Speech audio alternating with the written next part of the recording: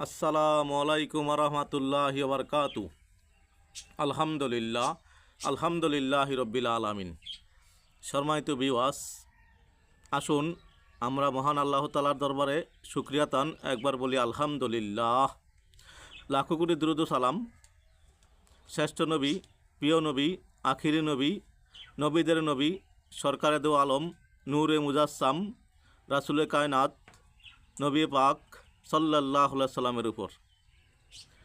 সম্মানিত ভিউয়ার্স, মহান আল্লাহ তাআলা বলেছেন যে আমার শুকরিয়া করলো আমি তাকে নেয়ামত বাড়াইয়া দিই, আর যে শুকরিয়া করলো না তার নেয়ামত কমাইয়া দিই। তাই আসুন সদা সর্বদা আমরা মহান আল্লাহ তাআলার দরবারে শুকরিয়া আদায় করি আলহামদুলিল্লাহ।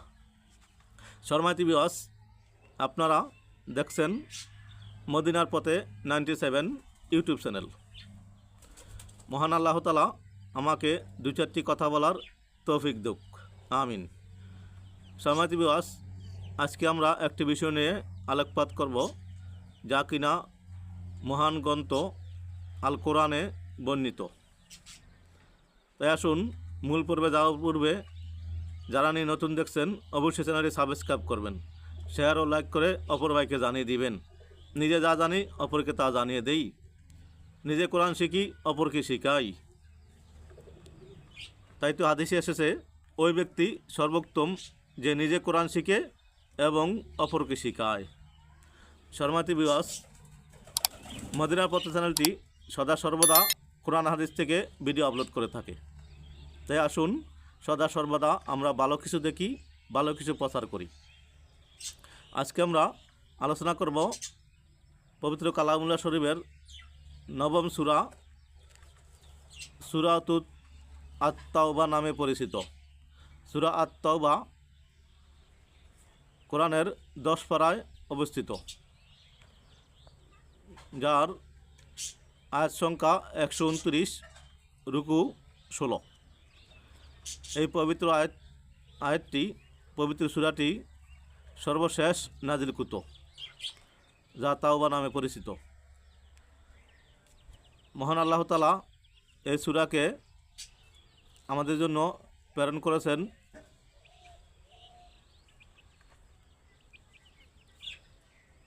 এই সূরাতে আল্লাহ তাআলা কাফেরদের সাথে সম্পর্ক ছিন্ন করা ও তাদের ব্যাপারে দায়িত্ব মুক্তির কথা বলা হয়েছে।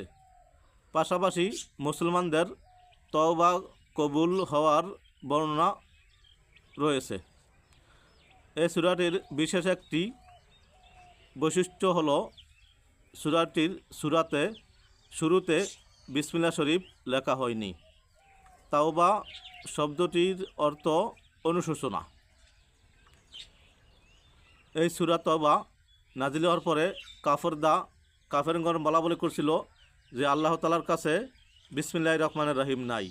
তাই মহান আল্লাহ তাআলা এই পরবর্তী সূরাতে বিসমিল্লাহির রহমানির রহিম 2 বার উল্লেখ করেছেন। এটি বুঝিয়েছেন মহান আল্লাহ তাআলার কাছে কোনো জিনিসের অভাব নাই। তিনি সর্বকিছুর মালিক, তিনি সর্বশ্রোতা। কেউ আসতে বললে শোনেন, জোরে বললেও শোনেন, অন্তরস্থর কথা উনি জানেন। তাই আসুন আমরা সদা সর্বদা নেক নিয়ত করি, মহান আল্লাহ তাআলার কাছে চাই। এই সূরার ফজিলত অনেক। এই সূরার শেষ 2 আয়াত কেউ যদি সকাল সন্ধ্যা পাঠ করেন, এর ফজিলত সম্বন্ধে 2টি হাদিসে আসছে। হযরত আবু দারদা রাদিয়াল্লাহু তাআলা আনহু বলেন, রাসূল পাক সাল্লাল্লাহু আলাইহি সাল্লাম বলেছেন, যে ব্যক্তি এ আয়াত সকাল সন্ধ্যা 7 বার করে পাঠ করবে, আল্লাহ তাআলা তাকে তার সব কাজ সহজ করে দিবেন। কুরতুবী। এবং অন্য রাওয়াতে আসছে, কেউ যদি এই আয়াতটি তেলাওয়াত করেন, ওই ব্যক্তিকে কোনো লোক অন্যায়ভাবে হত্যা করতে পারবে না। ফাজাইলে কোরআন। তাই আসুন আমরা সূরা তাওবার শেষ দুটি আয়াত নিজে শিখি, অপরকে শিখাই। বিসমিল্লাহির রহমানির রহিম। লাকাদ জাআকুম রাসূলুম মিন আনফুসিকুম আজিজুন আলাইহি মা আনিতুম হারিসুন আলাইকুম বিল মুমিনিনা রাউফুর রহিম। ফাইন তাওয়াল্লাউ ফাকুল হাসবি আল্লাহু লা ইলাহা ইল্লাহু আলাইহি তাওয়াক্কালতু ওয়া হুয়া রব্বুল আরশিল আযীম।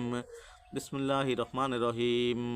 লাকাদ জাআকুম রাসূলুম মিন আনফুসিকুম আজিজুন আলাইহি মা আনিতুম হারিসুন আলাইকুম বিল মুমিনিনা রাউফুর রহিম। ফাইন তাওয়াল্লাউ ফাকুল হাসবি আল্লাহু লা ইলাহা ইল্লা হুয়া আলাইহি তাওয়াক্কালতু ওয়া হুয়া রব্বুল আরশিল আযীম। সাদাকাল্লাহুল আযীম। সম্মানিত ভিউয়ার্স, এই পবিত্র আমলটি করার আগে পরে 7 বার করে দুরূদ শরীফ পড়ে নেওয়া উত্তম। কেন নয়, হাদিসে আসছে ওই দোয়া কবুল হয় না ওই পর্যন্ত, যে পর্যন্ত দোয়ার আগে পরে দুরূদ শরীফ পাঠ করা না হয়।